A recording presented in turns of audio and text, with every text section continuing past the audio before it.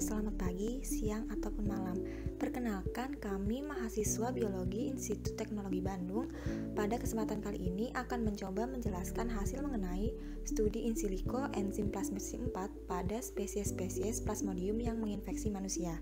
Video ini bertujuan untuk memenuhi tugas akhir praktikum bioinformatika.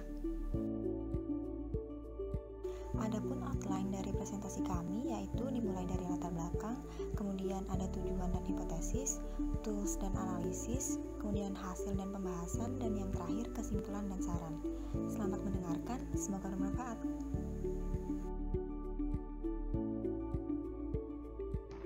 Malaria merupakan salah satu jenis penyakit yang banyak melanda di wilayah tropis, termasuk salah satunya Indonesia. Di slide ini ditampilkan grafik dari WHO pada tahun 2018 mengenai kasus malaria di Indonesia pada tahun 2018 per 1000 orang. Penyakit ini disebabkan oleh parasit bergenus Plasmodium dan meliputi dua inang, yaitu ada nyamuk dan juga manusia.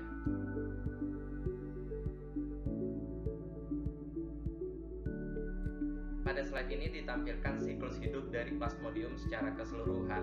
Dapat dilihat secara jelas, di siklus hidup tersebut, parasit ini memiliki dua tahap hidup, di mana pertama dia menjangkiti nyamuk, kemudian menjangkiti manusia. Sejauh ini ditemukan ada 4 jenis spesies Plasmodium yang dapat menjangkiti manusia. Di antaranya adalah Plasmodium falciparum, Plasmodium vivax, Plasmodium ovale, dan Plasmodium malaria.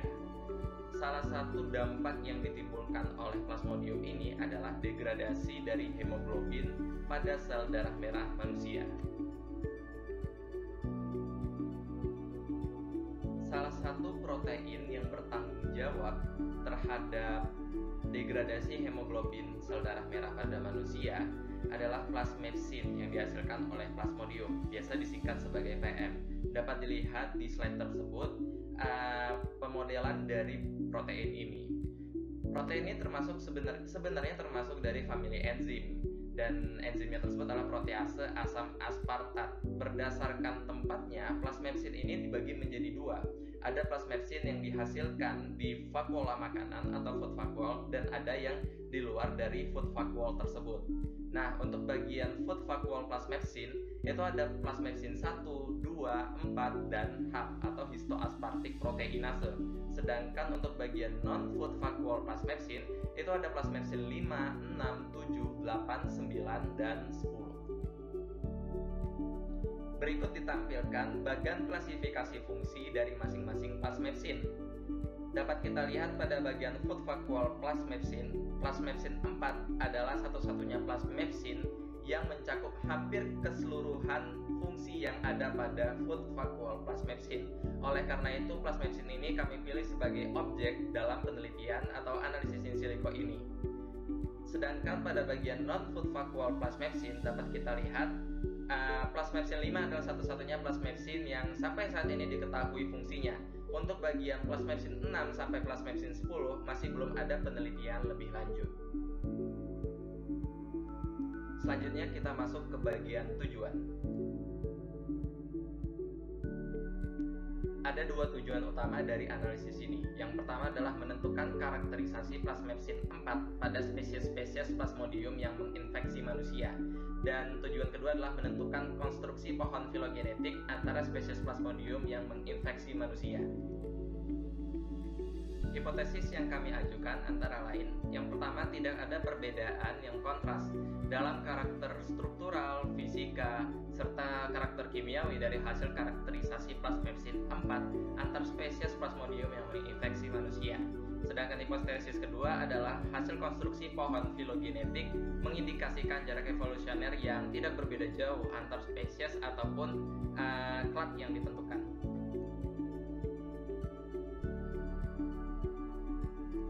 Ada 5 macam tools dan analisis yang kami lakukan pada analisis ini. Yang pertama mencakup pengambilan database sequence, kemudian multiple sequence alignment atau MSA, kemudian lanjut ke pohon filogenetik, karakterisasi struktur protein, dan yang terakhir ada analisis metabolomi.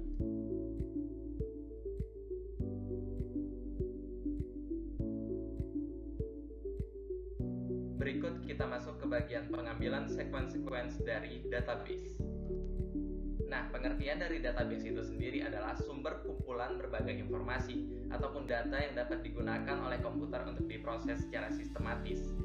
Pada analisis ini kami mengambil sequence dari laman NCBI atau the National Center for Biotechnology Information. Berikut ditampilkan halaman muka dari situs NCBI.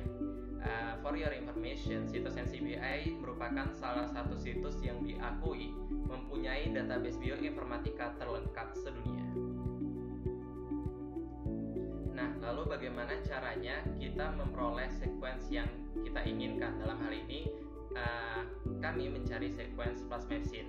Yang pertama sekali dilakukan adalah mengklik bagian kotak yang ditunjukkan oleh nomor 1. Kemudian setelah diklik, kita pilih bagian nucleotide. Kemudian lanjut di bagian kotak yang ditunjukkan oleh nomor 3, kita ketik sequence atau jenis protein apa atau gen apa yang kita inginkan. Dalam hal ini saya mengetik contohnya adalah plasmapsin.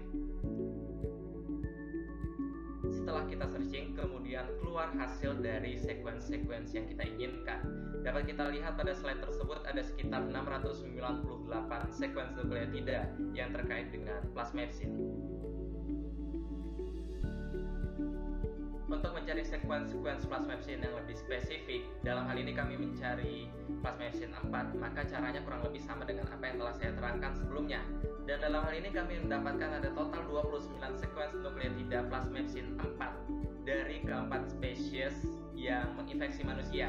Di sini kami juga mencari dari plasmapsin 4 dari Plasmodium berghei yang merupakan salah satu jenis plasmodium yang tidak menginfeksi manusia. Hal ini dilakukan untuk nantinya pada analisis filogenetik dapat digunakan sebagai dasar outgroup. Dan dalam hal ini kami juga mendapatkan Plasmodium vivax merupakan sequence dengan strain yang paling banyak.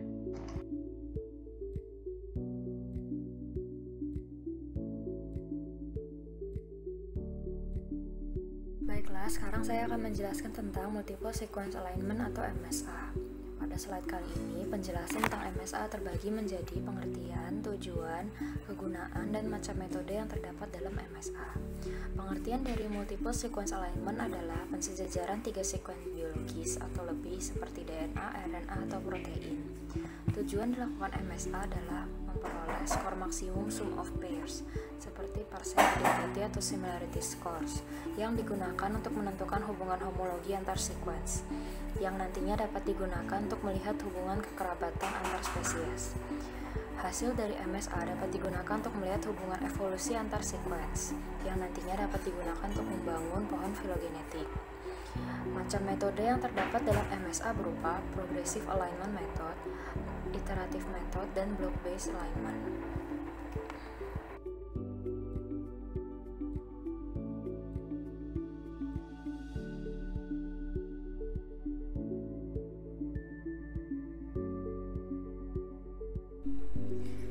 Cara untuk menentukan homologi antar sequence adalah melihat nilai perbandingan antara panjang sequence dengan persentase similarity sequence. Pada gambar terdapat grafik dengan 3 zona, yaitu safe zone, twilight zone, dan midnight zone. Sequence dikatakan homolog apabila berada pada kategori safe zone, dan berhomologi rendah apabila terdapat pada kategori twilight zone. Sequence dinyatakan tidak homolog apabila terdapat pada kategori midnight zone. Pada penelitian yang kami lakukan, metode MSA yang kami gunakan untuk mengalign sequence plasmodium dari plasmapsin 4 adalah metode progresif. Metode ini membangun hasil akhir MSA dengan menggunakan pairwise alignment dari pasangan sequence yang paling mirip, kemudian berlanjut sampai ke pasangan sequence yang paling tidak mirip. Salah satu program yang dapat digunakan adalah Crystal Omega. Langkah kerjanya adalah, yang pertama, menggabungkan sequence dalam satu file FASTA yang sama. Untuk memudahkan, dapat digunakan aplikasi Notepad pada Windows untuk menyusun FASTA. Yang kedua, membuka website Crystal Omega dengan cara mengetik www.eb.ac.uk/tool/msa/. Kemudian pilih Crystal Omega.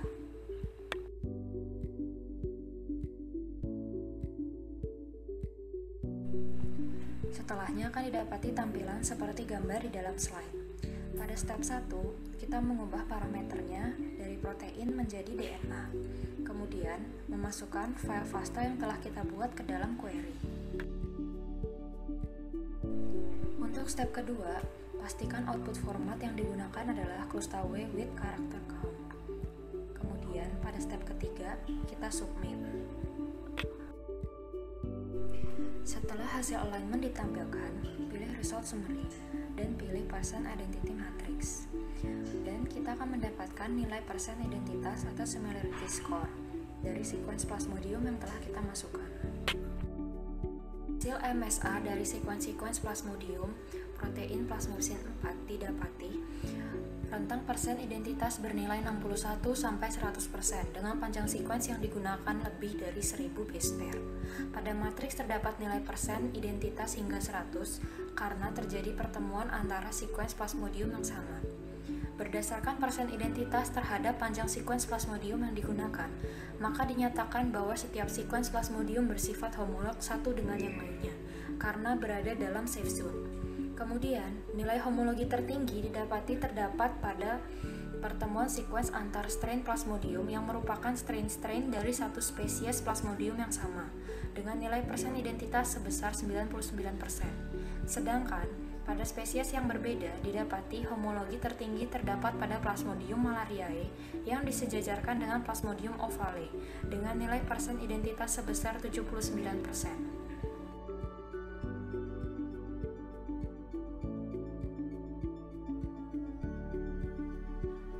Selanjutnya, pohon filogenetik akan dibuat dari sequence yang sudah di-align. Program yang digunakan untuk membuat pohon filogenetik adalah MegaX. MegaX adalah program yang memiliki banyak fungsi untuk mempelajari evolusi. Salah satunya adalah membangun pohon filogenetik. Pohon filogenetik yang dibuat adalah untuk gen plasmopsin IV atau 4 pada P. malariae, P. ovale, P. vivax, dan P. berghei. Pertama, dibuka software MegaX, lalu dibuka file sequence dengan klik Align, Edit atau Build Alignment, Retrieve Sequence from File, lalu buka file sequence yang ingin dibuat pohonnya.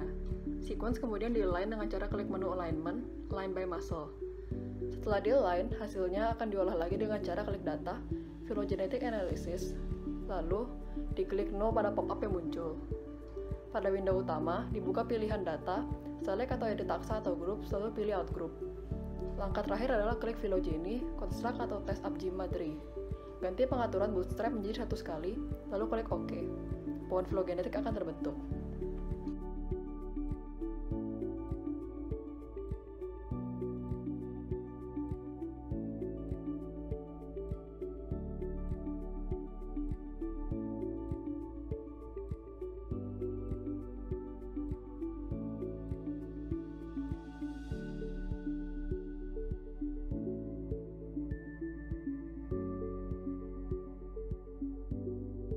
Dalam pohon yang dibentuk, P. berghei dipilih sebagai outgroup.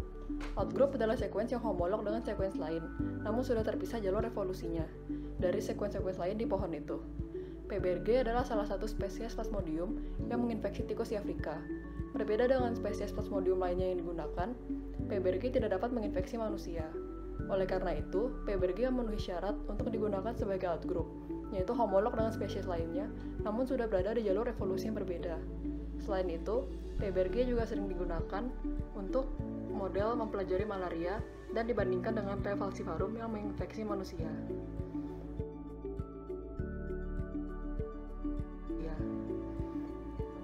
Hasil pohon filogenetik dari gen plasmopsin 4 adalah sebagai berikut. Ada original tree dan ada bootstrap consensus tree. Pada pohon filogenetik yang terbentuk, diamati 3 buah klit.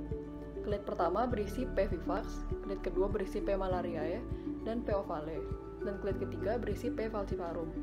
Pada klit kedua, digunakan sequence complete CDS untuk plasmopsin dan bukan plasmopsin 4. Hal ini karena tidak ditemukan sequence plasmopsin 4 untuk P. malariae dan P. ovale, sehingga digunakan sequence plasmopsin supaya bisa dianalisis. Oleh karena itu, perbandingan yang ada di pohon ini tentu tidak sebanding.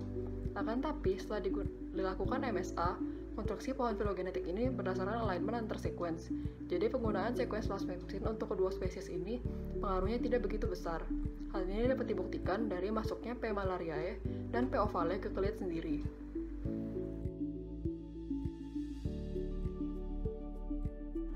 Pohon filogenetik ini dibentuk dengan metode APGMA atau Automated Pair Group Method with Arithmetic Means.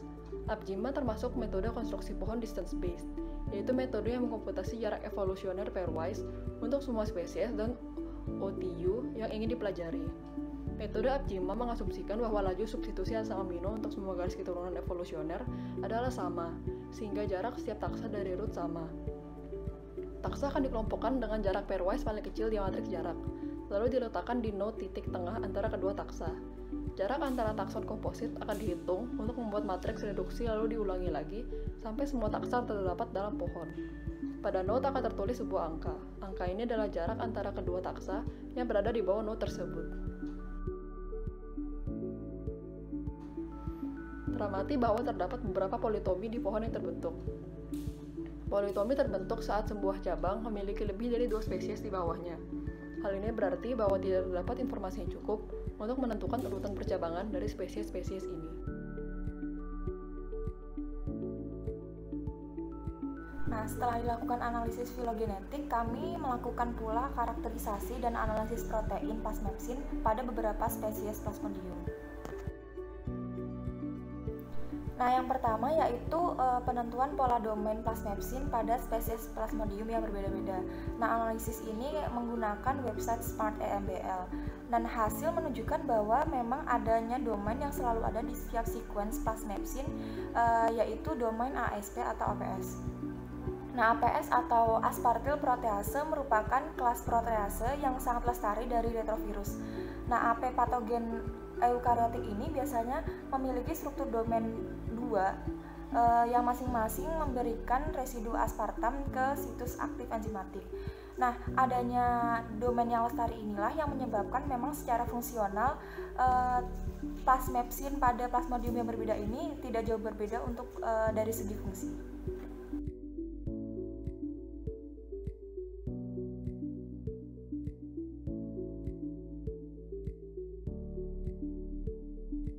Nah, kemudian dilakukan pula analisis untuk mengetahui titik isoelektrik di mana titik isoelektrik ini merupakan pH ketika plasmapsin stabil. Nah, titik isoelektrik pada masing-masing spesies Plasmodium yang berbeda ini dilakukan analisis menggunakan website yang bernama Expasi.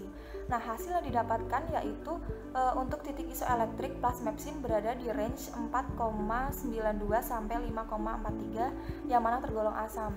Nah, hal tersebut sesuai dengan literatur yang menyebutkan bahwa memang plasmapsin terdeteksi aktif dalam vakuola makanan yang memiliki kondisi asam. Nah, vakuola asam pada genus Plasmodium merupakan tempat degradasi hemoglobin sel darah merah atau eritrosit.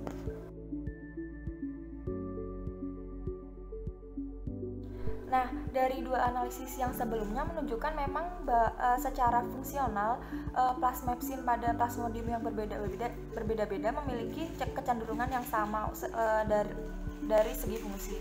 Nah, kemudian dilakukan pula analisis mengenai struktur protein baik sekunder maupun tersiernya.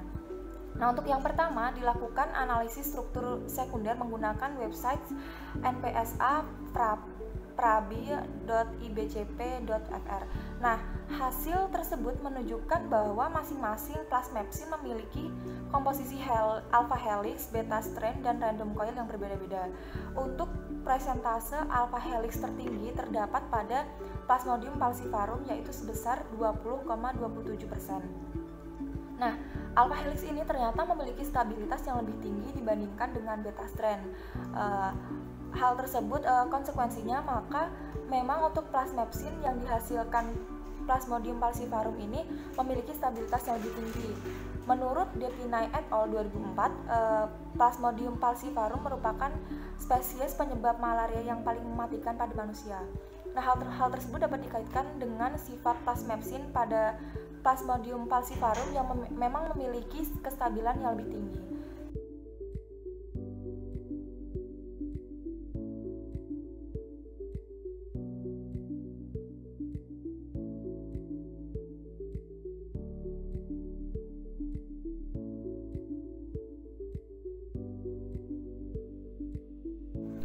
Nah, selanjutnya kami juga ingin melihat model struktur tersier dari plasmepsin di spesies Plasmodium yang berbeda dengan website Swiss Model.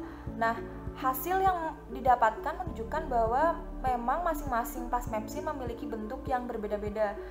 Perbedaan pada struktur tersier dikarenakan memang ikatan kimia yang berperan di dalamnya memang lebih banyak dan lebih kompleks. Nah, dari hal ini dapat disimpulkan bahwa meskipun secara fungsional plasmepsin pada spesies yang berbeda memang memiliki fungsi yang sama, namun dengan adanya perbedaan dari struktur sekunder maupun tersier menyebabkan adanya perbedaan tingkat infeksi, persebaran maupun sasaran infeksi.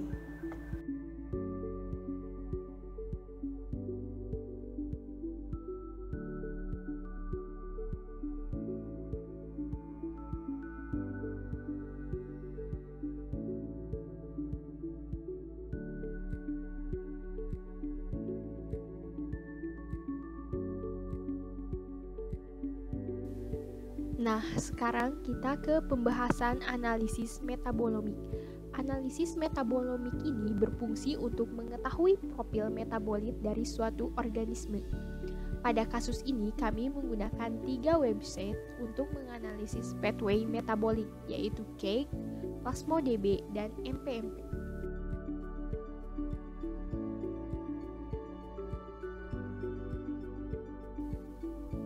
Nah, pada display tersebut telah disajikan peta pathway untuk penyakit malaria dengan berbagai jenis Plasmodium. Plasmodium adalah parasit yang menyebabkan infeksi malaria.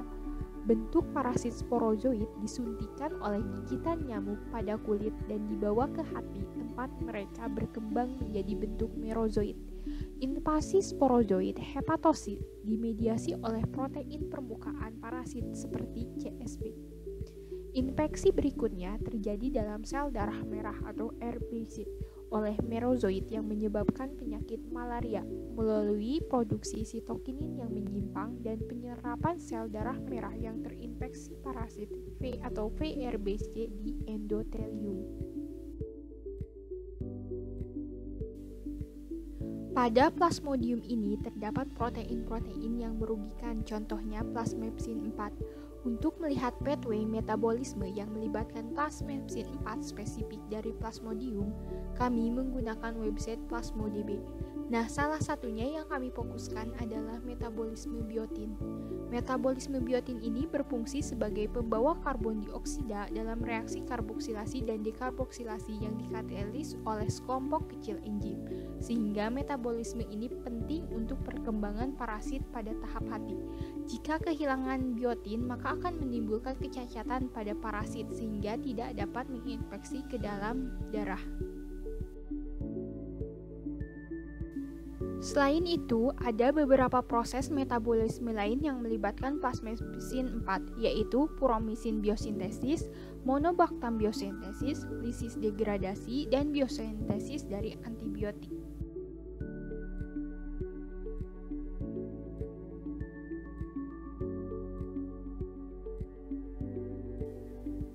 Selanjutnya, kami menelusuri hubungan antara hemoglobin ligation dengan plasmepsin, sehingga didapatkan pathway sebagai berikut. Pathway tersebut kami dapatkan dari website MPMP. Nah, dari gambar tersebut, kita dapat menyimpulkan bahwa ligation hemoglobin dimediasi oleh aksi beberapa enzim pencernaan dalam vakuola makanan. Enzim yang paling utama dalam siklus hidup Plasmodium penyebab malaria yang menyebabkan ligation hemoglobin selama fase eritrosit di dalam vakuola makanan adalah plasmepsin. Ada 4 plasmepsin yang paling letal dan ganas dalam degradasi hemoglobin dalam vakuola makanan Plasmodium.